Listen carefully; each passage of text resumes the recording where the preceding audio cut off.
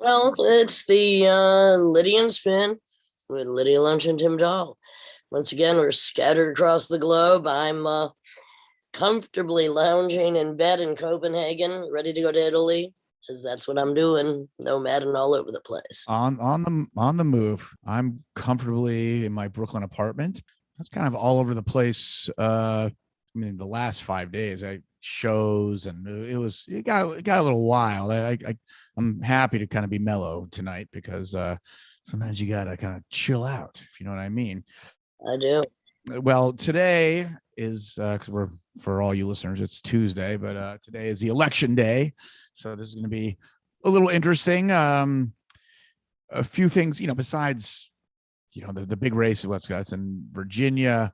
I mean, the fucking mayoral race here in New York is just a joke. I mean, Curtis Sliwa, are you shiting me? So embarrassing. But when did he come back out of his rat hole? I mean, look, he was valid in the late 70s for causing a bit of controversy and trying to keep things in line. But what has he done for anybody lately? He was kind of like on WABC for a while, following or preceding Rush Limbaugh. I don't know, but he was doing some kind of like semi right wing vigilante / libertarian. I think he's dumb as a brick. That's basically every time I hear him. I think the guy's a fucking moron. I have yet to hear an articulated sentence out of his mouth. And he still wears that red beret, the Guardian Angels thing. I mean, you can't really take the guy seriously. The Guardian Angels in general, it's like citizens arrest. Like, come on, stop. Well, something I'm taking very seriously, Tim, and I don't know if you are, but I have a feeling you might not be part of this cult of men who are kicking off the NNN, also known as No Nut November. It starts. I know nothing about this, actually. Please. Well, I bet you wouldn't, but and you're not exactly the type to join, but No Nut November, also known as NNN, which kicks off a few days ago on November 1st. Well, it's a group of men that all around the world have decided they are abstaining from ejaculating. Now, there are nearly 90,000 people attached to the movement on the No Nut November Reddit page, and they will no doubt be posting memes of the solidarity for the next 30 days. So the annual tradition sees men abstain from masturbating and sex for a whole month. It's been longer than that for me now, but I'm ready to get back on the horse, if you know what I mean, to practice self-control, and they claim it can even help improve mental clarity and overall general well-being. Now, there are variations in what you're allowed to do depending on the severity of your dedication. For instance, some people will avoid all hanky-panky with their penis until the month is over. However, others believe you can still masturbate or have sex as long as you don't finish the job. Now, according, and believe it or not, yeah, okay. There is an official NNN emergency broadcast. Oh no! Is that just like a big circle jerk? Like, we can't stop. Well, I mean, the most stringent participants aren't allowed to fap or even edge for the next 30 days, and watching porn is also illegal. Now, you're only allowed, and how are you supposed to monitor this? One wet dream for the whole month. I had a wet dream the other night. I have to say, it was. Well, I mean, wet dreams are not voluntary. They're just having a orgasm in your dreams. So how do you keep that down to one? I can't even control my sleeping because it controls me, which means there is no control. I have no idea. So the movement has only been around for a mere decade or so. However, it has exploded, to use a word, in popularity over the last 2 years thanks to the pandemic. I'm not sure. As I've said before, my group is the sin cells, not the incels. I know. And the thing is, incels have been so violent recently. I don't know if this is a really good thing to. Well, these aren't incels. No, these aren't incels. Oh yeah, they're voluntary, right? They're voluntary, right? And they're also men just trying to and look. I know so many women, voluntary or not, who've been celibate sometimes for months, if not years, just because they can't find a suitable playmate. This is why sisters are doing it for themselves. I'm just saying. Fair enough. Well, pheromone enough. How many of these dorks, I should say, how many of them are actual incels in disguise. Like, I'm part of NNN. I'm actually not an incel. I'm just part of Well, at NNN. last dickhead count, I would not at all know. But on the other side of that scale, let's just say an electrician has castrated 8 men on the kitchen table after they asked for the procedure in bizarre sadomasochistic fetish. Now, of course, this news is coming out of Germany. Oh, yes. Where, they have all kinds of cannibalistic and scatological fetishes. Wide palette of sexual interests. Absolutely. And don't ask me why I'm talking only about, anyway, a 66-year-old man who's on trial in Germany accused of murdering one of the men who died during the procedure and mutilating several others. Now, the defendant, known only as Horst B under the country's strict privacy laws for the accused in criminal cases, said he was just offering sexual services on sadomasochistic websites. Munich Regional Court heard he needed to earn money to pay off debts following the death of his third wife. Anyway, but Bavaria, it's like so uptight, except for when it comes to this shit. It's like there's a joint, you're arrested. It's the real right wing area of Germany, and yet, it's like what, someone got electrocuted in their genitals, and just keep that quiet. Well, Horst B claims he was told by a work colleague that some men paid a lot for sadomasochistic practices. He initially was only offering electric shocks. But when he expanded his services, well, the calls just kept on coming. And so far, no pun intended. So far, as of March 2020, he's cut off the testicles of 8 men with a scalpel. And, it was a rather reasonable fee these people paid to get castrated, between 200 and 1,100 euros. Not bad. That's a lot of blood too to contain. That's a mess. He had to stop somewhere, and that was after the 8th victim or client died after having both testicles amputated. Oh, wait. I think we talked about this already. So this is just in trial now. Wasn't this a news story a couple of years ago, or is this another German thing? This is a new one. It's a new one. Yeah. No, because it's right. I'm mistaken, because there was a German fetish site that a guy was just doing the surgical removing of testicles, like snipping up the scrotum and like taking them out slowly and then sewing it back up. And he did a bunch of dudes too. Occasionally, sometimes they get hungry. I don't know what to say. Oh yeah, one thing about election day, not to go back, I say is 50% of registered Republicans think their vote won't be counted at all. Maine has an interesting thing on the ballot. Is the right to food.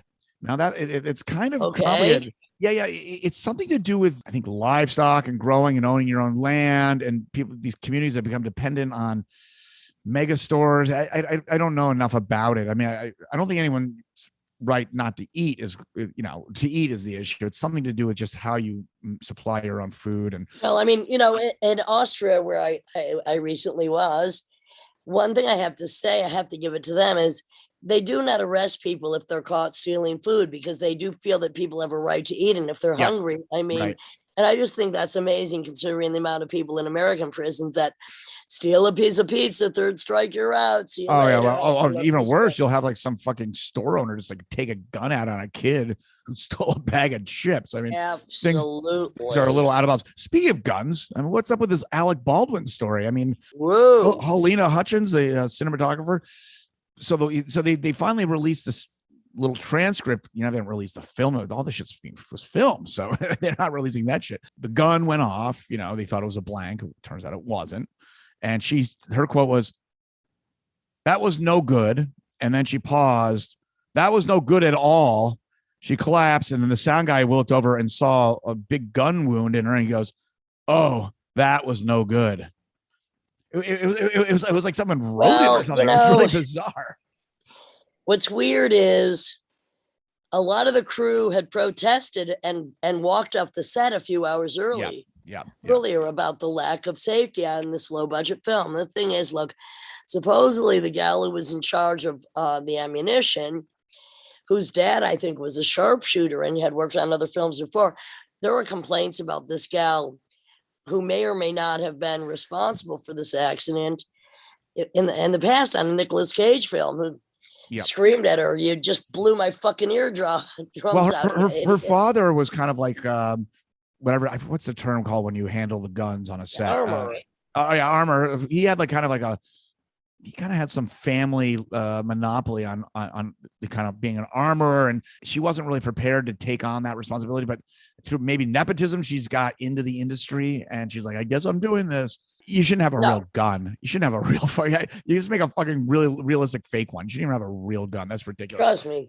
Gun control, holding it in both hands and knowing how to use it. Speaking about gun nuts, if you want to go on, sure. Fans of the QAnon movement regrouped today after John F. Kennedy Jr. did not show up at Dealey Plaza in Dallas as they had expected.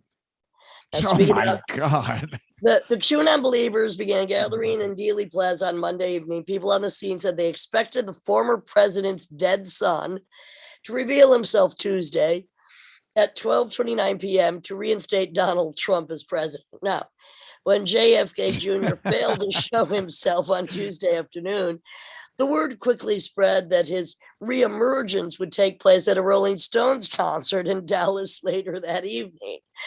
Now, one QAnon believer explained on a live stream that many dead celebrities were expected to turn up on Tuesday. What the fuck?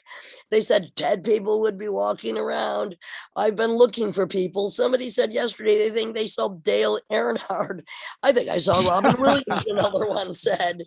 What the hell is going on in this country? Well, you wonder when these kind of like little rumors start of something just really that fantastical, and people gather around, and then they're inevitably disappointed with the non-results. Yeah, and it's always tomorrow, the next day. I wonder what percentage of people have gone to multiple of these things. Like, it just didn't happen again. Like I think a lot of people just drop off after a while. They're like, what the hell's going on here? Reality check. But there must be some people like, this time, some Superman's going to fly in, and it's going to be Donald They were Trump convinced Mick Jagger would bring JFK Jr. on stage.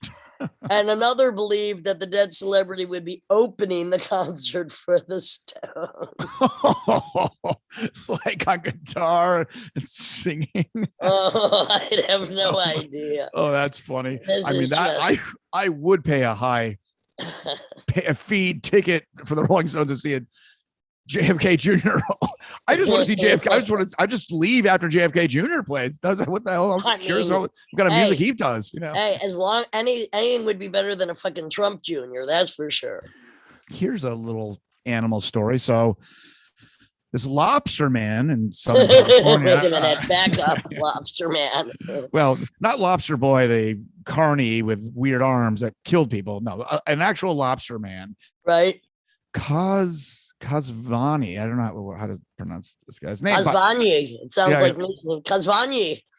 So anyhow, he claimed a pod of dolphins led him to a woman that was stranded. Yep. It was like Flipper times a million. At first he's like, okay, this pod's pretty cool, but they're all like, wah, wah, wah, like out of a fucking. Tim, that's a pretty good dolphin impersonation. Wow. Hey, people don't know. I'm a talker, but you could be quite thin. Many species. Yes. So by the way, I've wearing masks all this while. We'll get back to the dolphin in a minute. Wearing all these masks, traveling intercontinental, all this. I started feeling a pain behind my left ear. And I'm like, what the hell? Are all these masks, like short on the left side? And I reached behind and I noticed I seem to have an extra gill back there. That's like, maybe I need a little snip to separate. I literally have a little. Are you a mutant? Are you a mutant? Honey, trust me, beyond mutation. There is a cute little gill that I can feel back there that's causing me a little bit of maskage pain. Carry on about the dolphins and the snaggage. All right. Well, maybe you can breathe underwater. This would be amazing. Hey, I'm not. At least I don't have any danglers. Oh boy. Yeah. Well, that danglers meaning moles that dangle, but go ahead. Yeah. Well, it can mean a lot of things, but that's why I assumed what you meant. So yeah, these dolphins were like, rah, rah, rah, and that's not as good. That impersonation was not as good. But anyhow, next thing you know, the guy looks over and he sees a human hand, And he's like, what the hell? With like, this person's so weak. I mean, she could barely move her arm. She's like, help. She went skinny dipping at Venice Beach. Venice Beach. Yeah. In Los Angeles, she got the riptide. She went skinny dipping at midnight by herself. Not the wisest choice. Which, well, it's the only time I would take. I guess so. But that's. You gotta be, come on. You can have pretty extreme riptides there in California. I wouldn't be out in Venice Beach naked at midnight. So she was, I mean, she's lucky she's alive. She had hypothermia. She was in that water for 12 fucking hours. But he's like, holy shit. And he brought her on the lobster boat. Flipper? By a lot of flippers. It was a ton of them. Wow. All going they're all going nuts. Because at first the guy's like, flipper. This guy is, he's a lobster and he's seen positive dolphins many times, but he's like, this is next level. Something is going on. And they're really just splashing like crazy. And he looked, and there was this nude 26-year-old woman. They haven't released her name yet. Well, and she was on the verge of death, but he saved her and the dolphins saved her. Well, Tim, I am in Denmark, close to Sweden. Yep. And I saw this article, and the title is Human Meat Burger Made to Make You Feel Uncomfortable.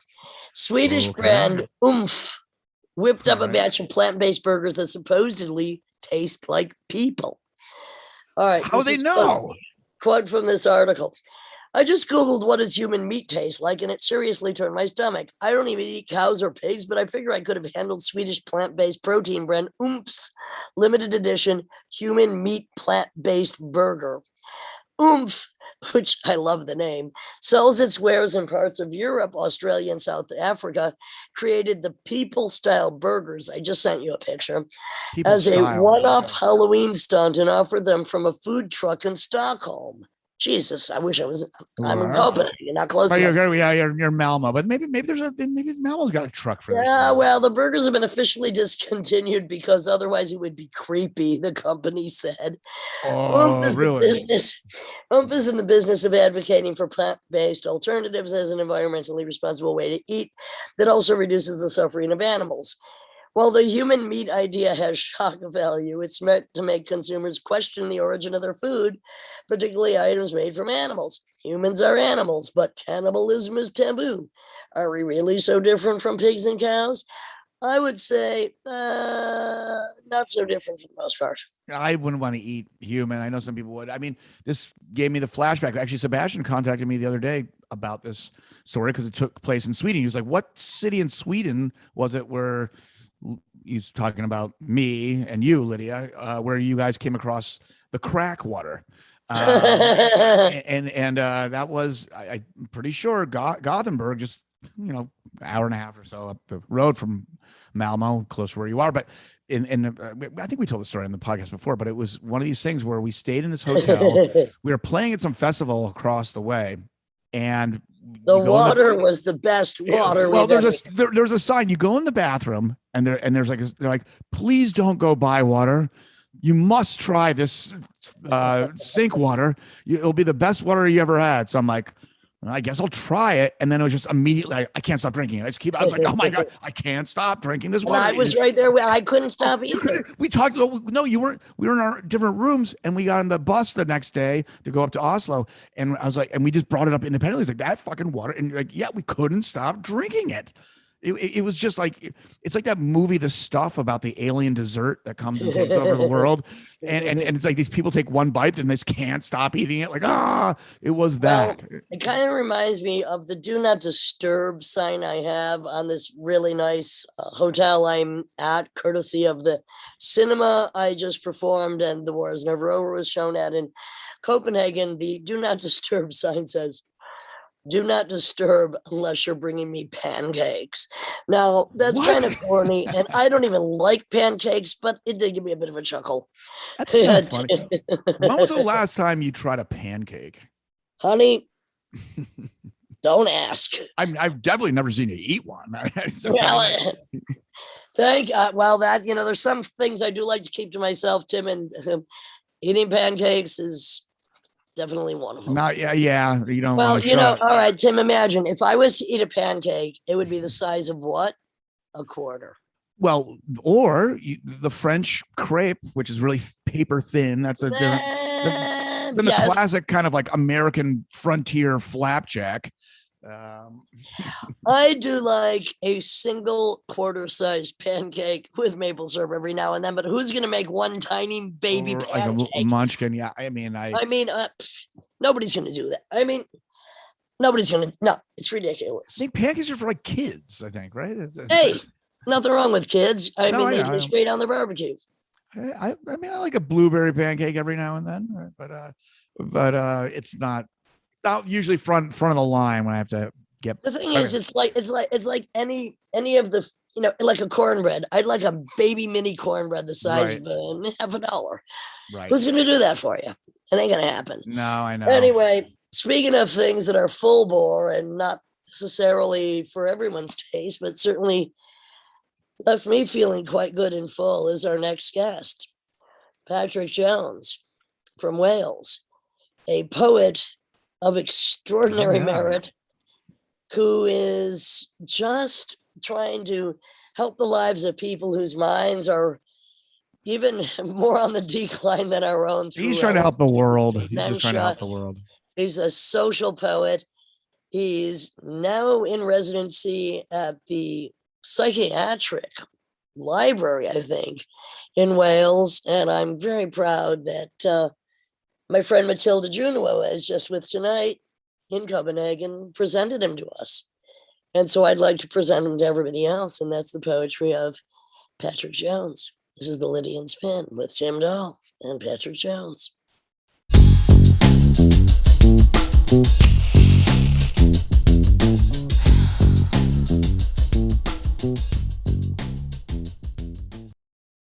This is the Lydian Spin with Lydia Lunch, Tim Dahl, and our special guest today, Patrick Jones, playwright, poet, filmmaker, performer, and you just have a new book out, Fuse/Fracture, Poems 2001 to 2021. Welcome, Patrick.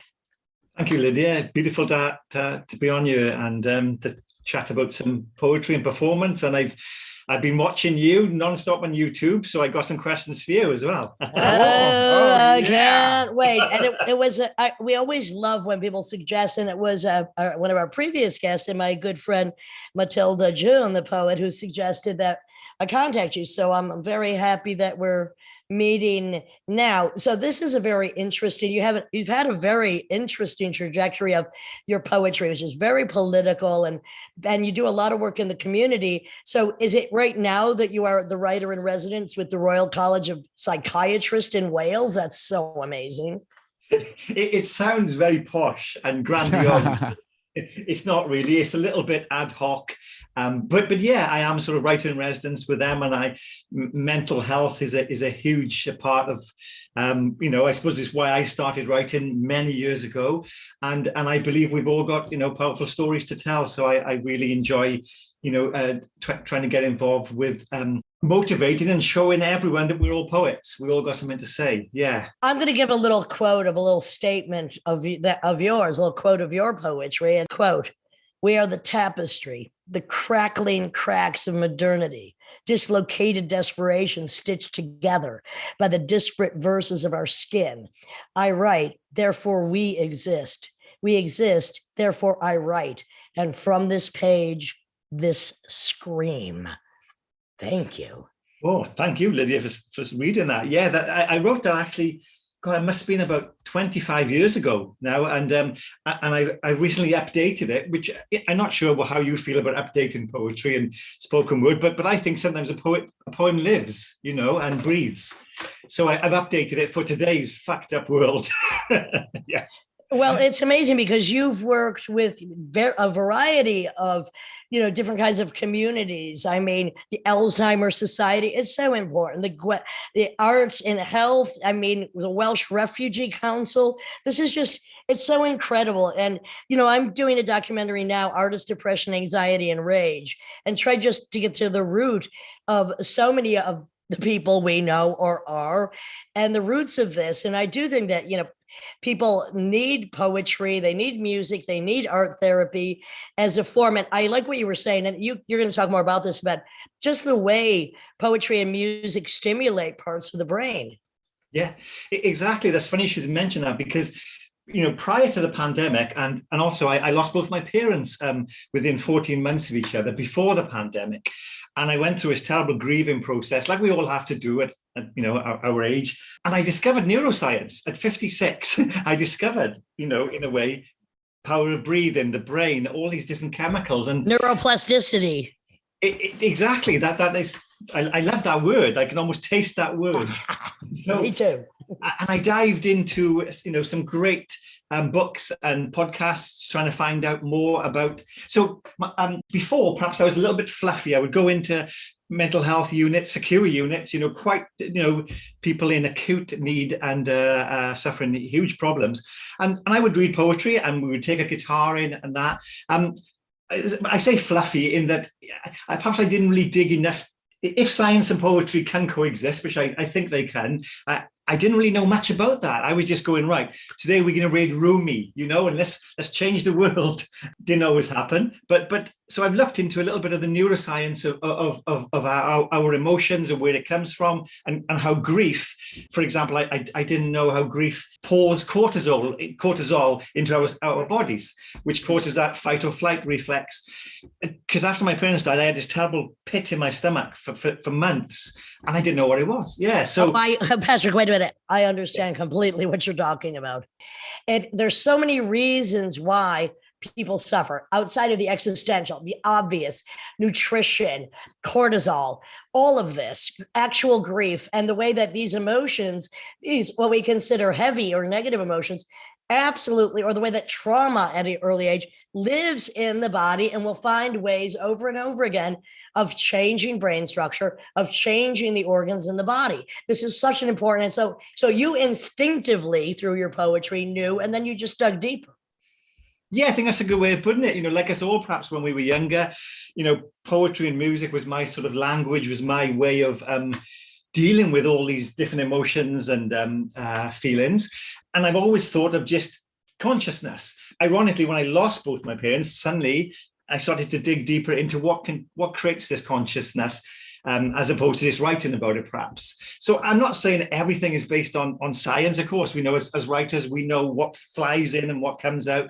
But it is really interesting about there's mechanisms in our bodies that like you said, can exacerbate depression and anxiety. And if we can sort of utilize our bodies in a way to try and to mitigate some of these, then I think we all deserve that chance to try and control things. Not everything can be controlled, of course, but with the pressures of life and trauma, as you said. I just read do you know The Body Keeps the Score by Bessel van der Kolk? Yes, and also The Body Bears the Burden. Yes, I know these books. Yes, yeah, that's a great book. That's like a Bible to me. I love the Bessel van Kolk's book.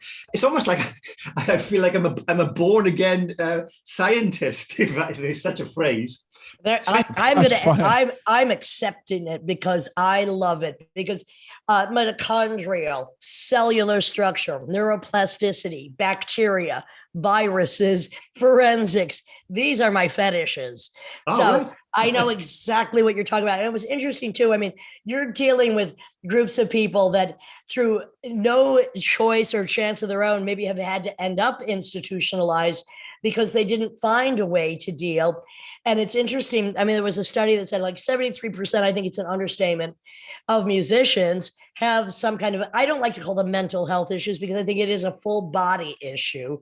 Because as we just said, these chemicals because of trauma or depression, anxiety, rage, etc., they cause the body to differ. And I also think there's some emotions that they're greedy, they're parasitical emotions. They're like, I think trauma is a greedy emotion. I think, anxiety is a greedy emotion. It's very hard to get rid of it. And there's many reasons why it happens. Also with musicians, if we're touring, let's say we're doing, I don't know, 30 shows in a row, like all one-nighters, you start getting addicted to this hyper presence, and if you going back to the fight or flight thing, when you're living that at that level of presence, and you're not thinking about the past, you're not worried about the future, any of that stuff, and then after the tour, you pull that away, and then you're kind of back in a chair in your house, swimming in your brain, and it's like a rude awakening. It's like a ice bucket of water dumped on you and a nice peaceful sleep or something. A few things about that. It's like when you put the brakes on after you've been at an accelerated pace, some people crash into the wall. When a predator approaches an animal and it either freezes, right? It freezes, plays possum. And if they survive, the predator leaves. But animals have a full body shakeout.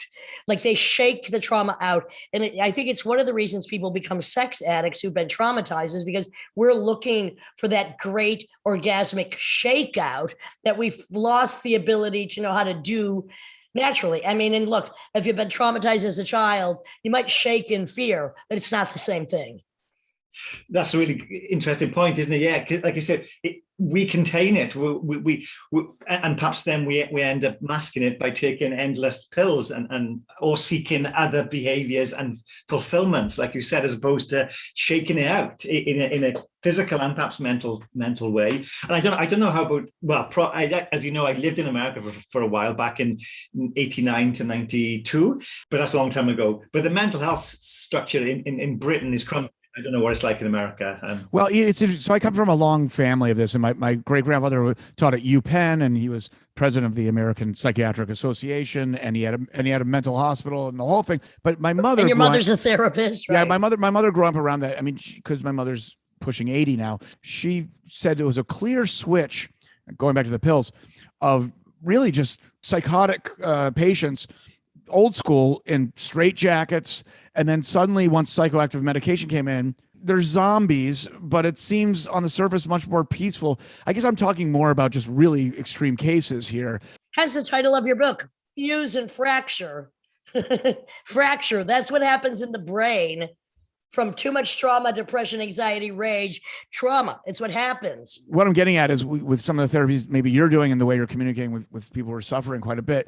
I mean, I don't want to be so black and white, like, oh, all these pills people are taking. I mean, these have served massive functions on many levels before when it was so barbaric, whether it's lobotomizing or, again, put in cages.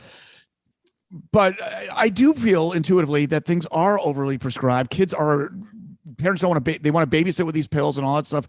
So I guess going back to your therapy, I mean, hitting that sweet spot beyond the fringes of just full on psychotic people. Writing can play its part in poetry, listening to it and writing it. But then again, it sounds a bit new age, and I'm getting to that age maybe where we all start drinking green tea and all. New age, and I might need to replace old rage. Nice. Yeah. We have more poetry in the room. Yes. And bringing in sort of breathing exercises because it's so important, right. Patrick. Yeah. So important. The thing is, the basic elementals are so important. People just dismiss them. Like breathing is extremely important. Nutrition, which both in the UK, I don't know about Wales, and America, most of us have been fed shit our whole life, and all the food is polluted, and we're so toxic that's another thing we have to fight. I mean, there is gut psychology. There is bacteria that rules your emotions. Breathing, exercise, food, they seem so hydration, sleep, but they're so important. And this is just the extra, this is like the basics, and then we have to go deeper from there. But people so often just don't even take care of these really necessary elemental practices.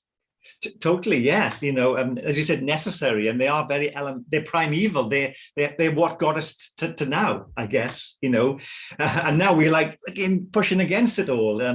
I was reading, particularly in America, I think children as young as 5 being ADHD. Yeah, my God. Oh my God. There's perhaps a. Because I don't know if you've seen the podcast, because I was going to talk to you about one thing about a lot of podcasts, particularly coming to America and at the moment, is very very glossy alpha males. They're perfect, they're handsome, they're all, they got their books behind them. But one I do like particularly is Andrew Huberman. He's a neuroscientist. I don't know if you come across him. Fascinating. I don't know. Thank you for how do you spell his last name? We want to know.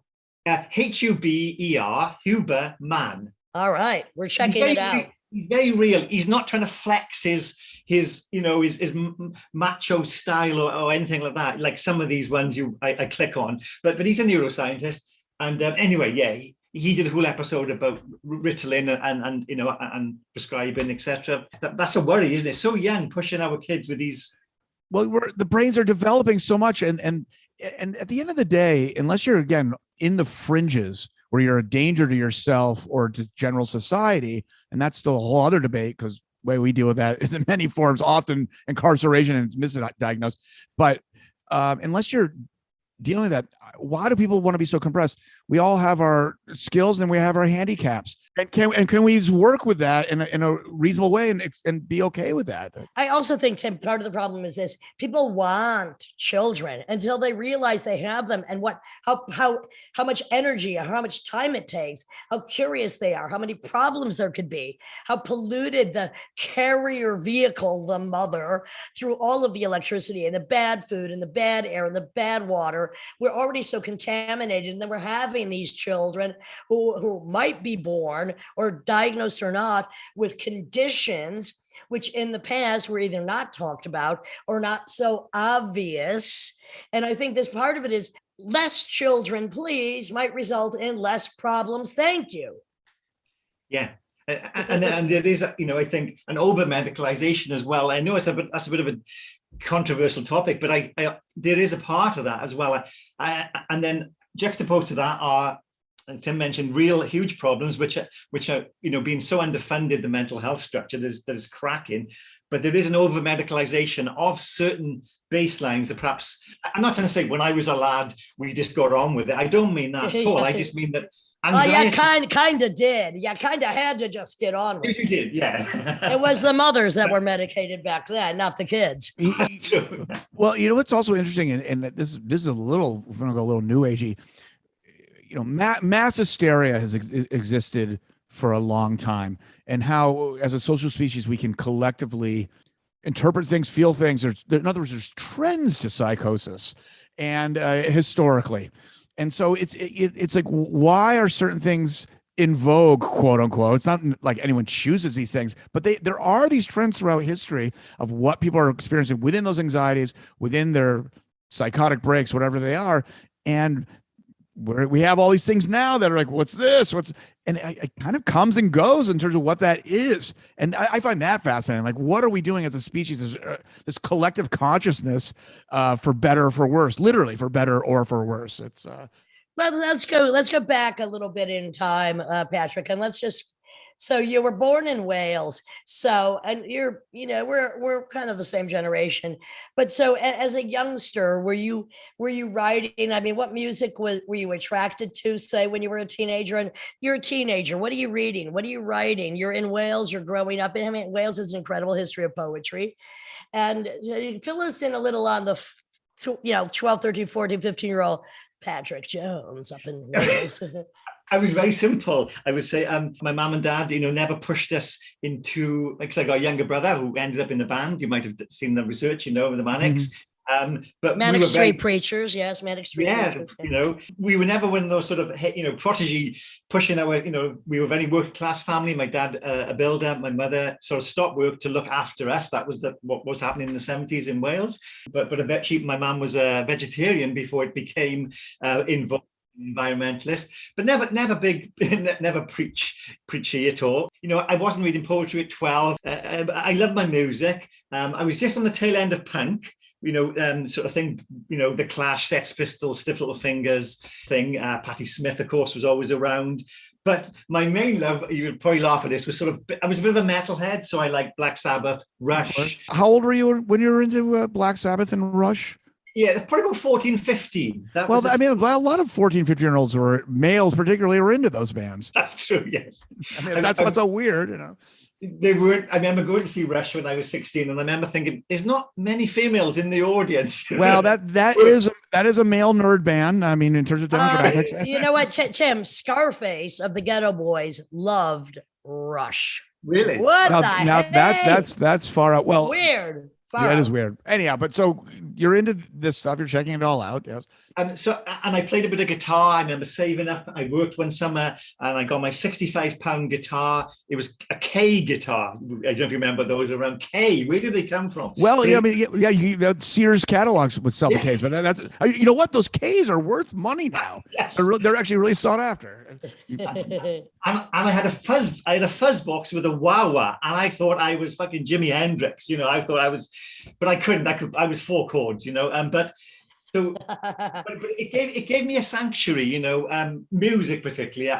The only poem that stayed with me from school, because we did do poetry in school, but it was Chaucer, it was Coleridge. You know, quite hard to engage when you're 14, 15. Yeah.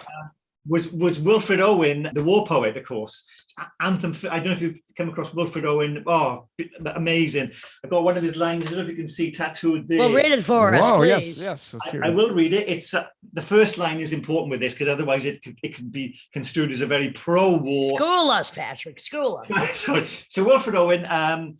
The poem is called Dulce e decorum est, and the line is: the old lie, dulce e decorum est pro patria mori, which roughly translates as the old lie, as I emphasize, it is a good thing to die for your country. So he was very anti-war. He was in the trenches. He was an officer, but what he saw it, and he wrote the most tragically beautiful poems. So I thought, that's the only tattoo I have on my body. And from school, I remember sat there thinking, oh my God, you know, I think with poetry, isn't it? Sometimes you feel it. You don't have to understand it. And I felt it then.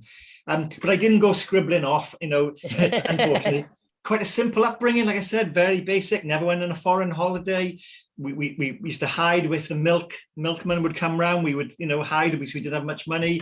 But we were happy, and we had always had food and just had a good, happy sort of. Was this in Cardiff? Was it in Cardiff? Or did you grow up in Cardiff? Not far from Cardiff. It's a place called the Welsh Valleys. Okay. It's like a suburb of Cardiff.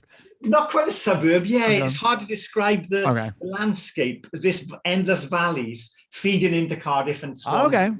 I mean, I played all over the UK, but that's the only. I've never played in Wales. I was invited to Cardiff once, and then the show didn't come through. But anyways, did you ever run into Pino Palladino growing up there? He's like one of the famous bass legends from Cardiff. But anyhow, that's besides the point. Yes. So anyway, you're grinding your teeth on the Clash, the Sex Pistols, Rush, etc. And you get your K guitar, and then when does poetry hit you? Well, really quite late, actually. Then I go to university and I study. This is when it kicks in my love, I suppose, of American culture. I did American studies, great for a job prospect, and sociology. But the typical thing, I had part of my degree was a year in America, which for a Welsh person who had never been abroad was just like, oh my God, this is a ticket to freedom. And where'd you go? Where'd you go? What year? Is this the punchline where you went? No, probably, yes. Knoxville. No, Knoxville's cool. Knoxville's cool. Yeah, that's a thing. It was. So I went to there, studied a year, but prior to there, I dipped into American literature. So, oh my God, where do I start with, Ginsberg, Howell, for example, Kerouac, Anne Sexton, Sylvia Plath, Emily Dickinson, Arthur Miller, Ralph Ellison, Invisible Man. Suddenly literature became sexy and cool and passionate and real. So that's when I started, in answer to your question. I don't know what trigger points. I'm always interested in other artists. What was the trigger for yourselves as to your journey? Are you flipping on us? Yes, yeah. I'm intrigued. Is that right? Yes. Gosh, I don't think there was one particular moment that I decided I was going to do music at a very young age, 7 or 8, and that was it. And I just did it. I mean, it was basically I made a decision at a young age, and then I never looked back. I mean, it took a lot of growing and perspective, not changing, but just a little wisdom, a little experience to realize these things. It does, but I'm kind of buckled down and pushed forward and just kept on going. I still do. So there were no books in my house that I could recall, but I know that around 9 or 10 I started writing very murderous poems, and then I don't even know how by 12 I had already there must have been a used bookstore. I had music. People had interested me in forms of music, but nobody told me about any books. I don't know how I found Hubert Selby, Henry Miller, or the Marquis de Sade, all on Grove Press. And that just was that. I knew that's where I'm going. From the age of 12, I'm like, that's where I have to go.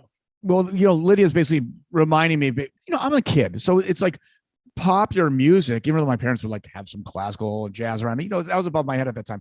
Popular music is what got me into it. But along that journey, I kept on being reassured as I would dive deeper in and finding the better stuff. And actually, I kept on going deeper and deeper. And that just was, it justified my decision. It was like, right, if all music stopped tomorrow, and we decided 24/7 like robots to try to get through it all, we'll never get through it all. There's a surplus, and there's a lot of great shit out there that you kind of have to dig for, and you don't find unless you do dig for it. And so my curiosity kept on justifying my original decision.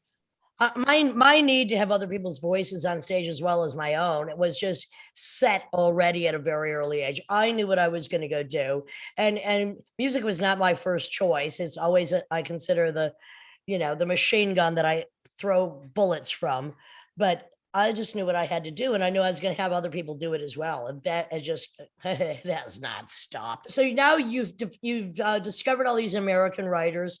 And then eventually, because your poetry is also, it's personal and political, and then it's set to music eventually, which is also fantastic. Was there any, poetry and music that was also inspirational to you, or did you start writing the poetry and then you started adding the music? How did that come about?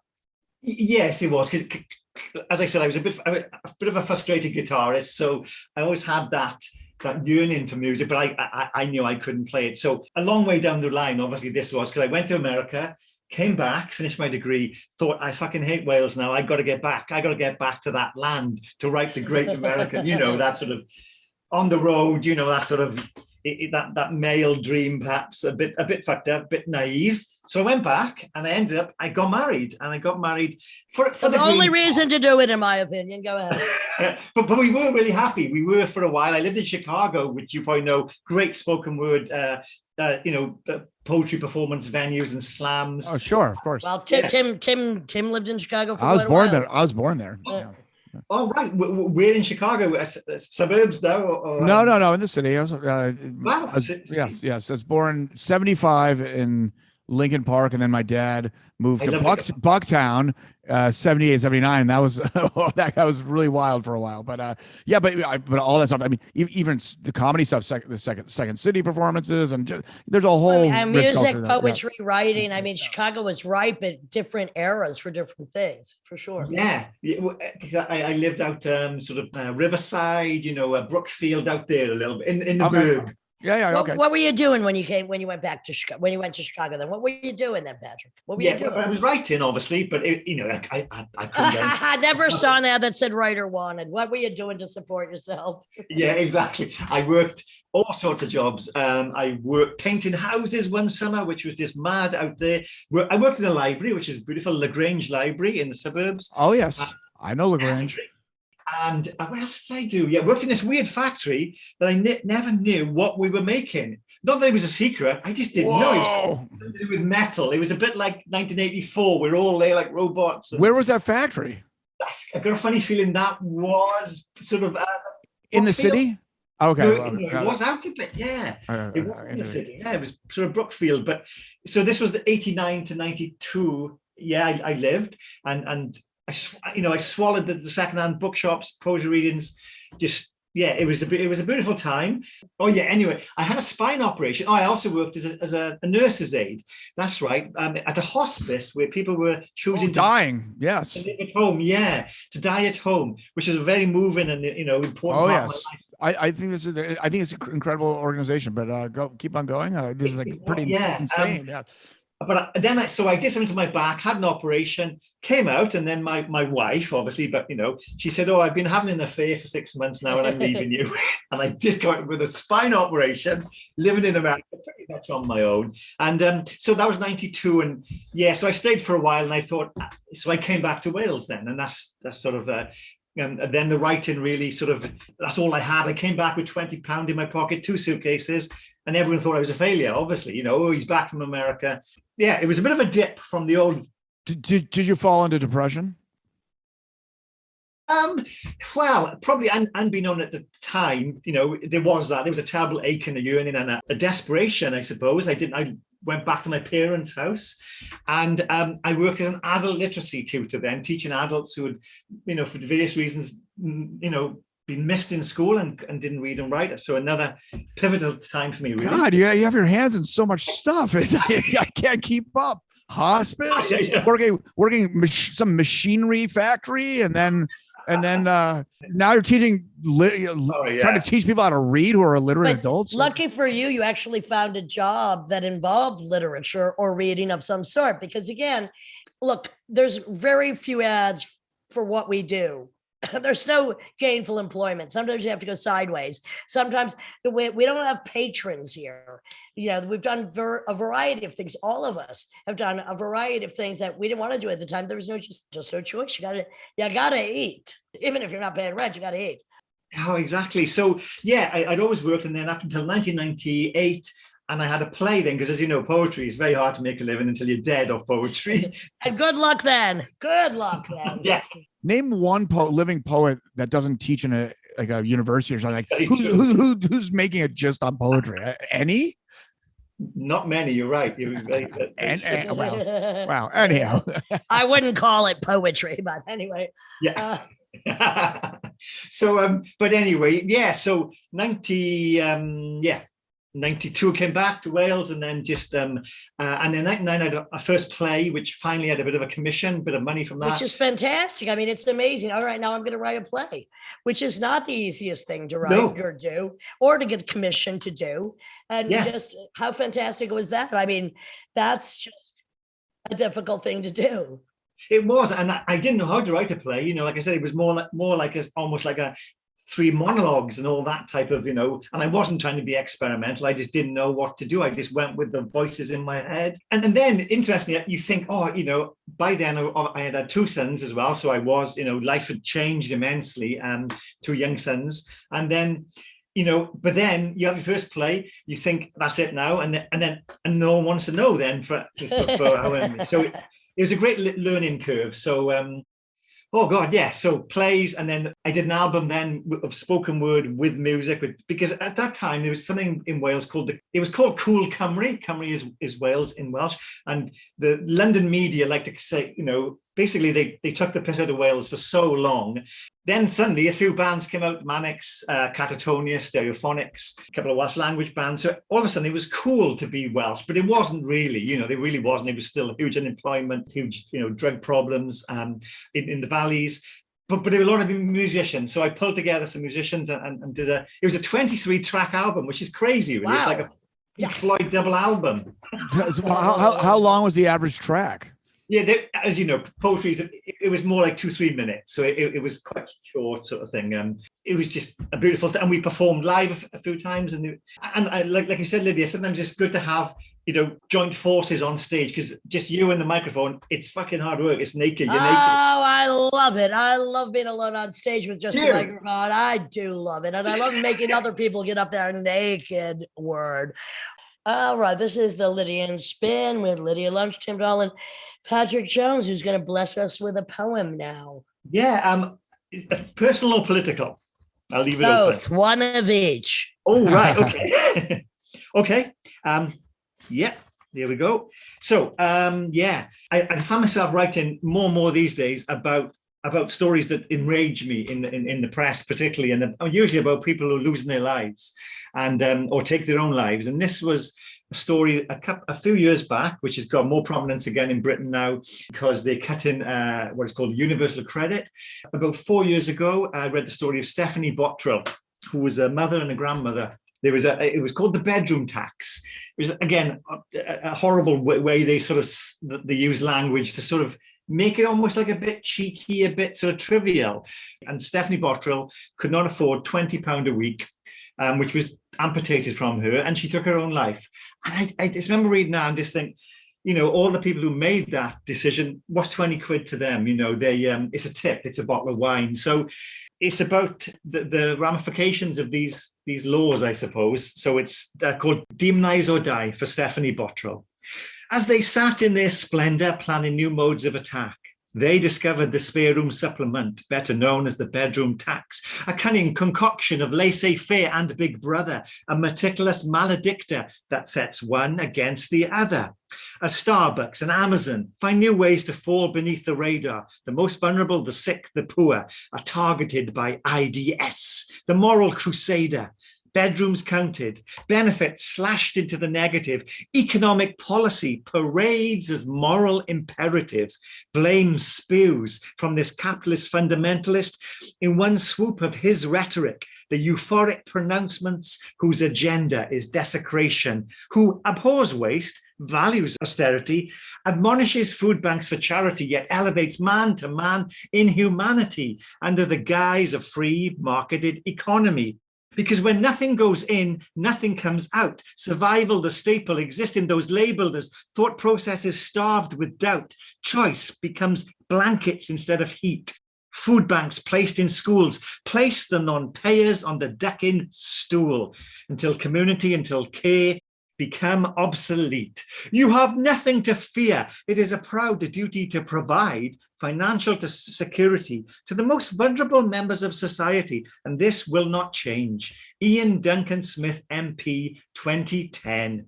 And that was then, and this is now, as today we read of those threatened with letters sent by their betters, ATOS interviewers, benefits reviews, then suicide notes from freezing cold flats, pushed to the edge by Duncan Smith's pledge to reduce his precious stats. As they sit in their shiny, safe splendor, they are planning their next attack. They take pride in the new mortuary slabs upon which lay the victims of their subtle solution, the bedroom tax. Oh, okay. Thank you for that. All right. I'm so happy you've given me goosebumps because I'm always too hot anyway. That was fantastic. Oh, well, thank you. And and what's so beautiful about it is it's beautiful to take it on a personal scale down to that, because that's what it is. It starts with something that is so inconsequential and small, which means the life of a poor person. And this is what's so tragic. And, one of the things I was just complaining about in our intro today is, as a society, we've advanced so far technologically, but as far as civility, we're no better than the cave. That's very true. Yeah, totally. It is getting worse. And is it getting worse, or has it always been the same? Because it's worse because we know so much more about actually what goes on. Is it worse than the 1300s, the 15, 17, 18, early 19? No, same as it ever was, which is the rich fucking the poor. We all know it. How about a nice, or not so nice, personal one? Yeah. Personal poem. Well, we could have a hopeful one or something a bit more. Oh, you know what Kafka said, don't you? There is hope, but not for us. Okay, well, yeah, okay, I'll read. It's quite a personal one, but I suppose in the writing of it, it was my way of transcending it. It's just called Gaslitten, as we were talking about. What year is this? What year is this? A recent? Oh yes. This is a recent one. Okay, it's about a relationship, obviously, a marriage. Yeah, Gaslitten. Slowly, somehow, they get you, layer by layer. They peel you away from yourself into themselves, a nudge there, a push there, turning the lights down. So you stumble and you reach out for something to hold on to, and they are there with salvation hands, pulling you deeper in, stitching your vulnerability into their insecurity, weaving their wants tighter and tighter until you are entangled into their barbed mire that masquerades as care, harlequin vultures gorging on living cadavers, figures skating upon transparent skin, carving their rituals into retina, a sickle cell amnesia, violating the amygdala, forcing adrenaline where serotonin should swim, pumping cortisol for our survival, threat detector, body protector, memory collector, at the indifferent hands of the savage savior, the master puppeteer. Somehow, slowly, they get you on your fucking knees in the half light, a giddiness in their gloaming, an unction of enmity inoculated by fear, a poisoned umbilical direct to the atrophying heart with an ellipsis of sepsis as you begin to end, unless. Oh, let me just say, now I'm hot because you mentioned so many of some of my favorite words, and we were getting into the internals of this kind of psychological manipulation by other people and the way that it is a twist on the brainstem. So happy to know you, Patrick Jones. Well, going into some of the sessions you have in institutions with people who are suffering from mental illness or whatever, dementia, Alzheimer's, prisons. There is often, especially in certain critical cases, where people they're fearing that they're losing themselves, and they're just looking for a life preserver, and the trust with the infrastructure and the general public around them starts diminishing considerably, and just by reading those two poems, you're expressing that some people are paying attention. You aren't alone. I'm just wondering, because when you first told me you were doing this, I was thinking of it more like the pandemic. I didn't really know your work, just the rhythm. I didn't know if it was more an abstract thing that they were connecting with. But in reality, it seems like they're probably connecting on to literal things that you're saying. I mean, do you feel like they connect with you based on them feeling like there hasn't been justice for them because they're in this situation at this point? Yeah, that's really, thank you for mentioning that, Tim. Really, yeah, I think sometimes the hardest poems to write are right from within our own experience, and then to impart that. Arthur Miller said, always a quote I remember from when I was 20, in one of his that he wrote plays to make people feel less alone. And I think that, as you said those words then, I think, which is a starting point, not for total healing, but it's along that journey. If you feel someone, as you said, is listening to you and also maybe giving you the space to share your story back, because I never just go and do readings. It's always about feedback and other people to write and share.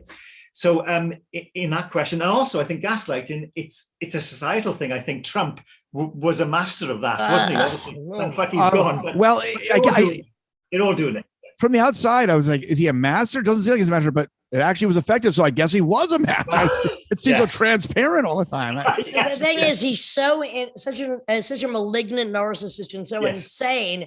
And look, 350 million or so Americans, we also have a lot of insanity. So he's speaking directly. And the thing is, the people that are drawn to him, he wouldn't look at frickin' twice. So he is really a master puppeteer. We are not alone in either dissecting these issues or caring about them. The war will never be over. So that's why it is our responsibility. And to me, I do feel it a responsibility. It is a calling that we have to write and perform these works. Yeah, exactly. We it's a cipher sometimes, and there's nothing worse than going to a reading where it's almost like a little club where they don't really want to connect. Some people, they don't. It's either very personal, so abstract, you have no idea what they're talking about. A lot of poetry is like that, Look, if you're speaking directly to three people, I don't care the number. You're going to impregnate. We're not here to convince the masses of anything that they already don't want to know. Basically, as individuals speaking for other individuals, I know we affect individuals. It doesn't mean we have a mass. This is not a fucking religion, a philosophy, a dogma. This is an expression of our guts, knowing that other people are bleeding from their guts. Yes, totally. Yes. And I was thinking is a quote which I use in one of the poems here by James Baldwin, a great American writer. And he said, you think your pain and suffering are unprecedented in the history of the world, and then you read. Did you know that quote, Lydia? Yes. Well, look, I always call it Mr. Special Pain. It's like, this is not a competition. Most of us have been badgered, insulted, put down, impoverished, rejected. And that's why there is written word, poetry, spoken word, music.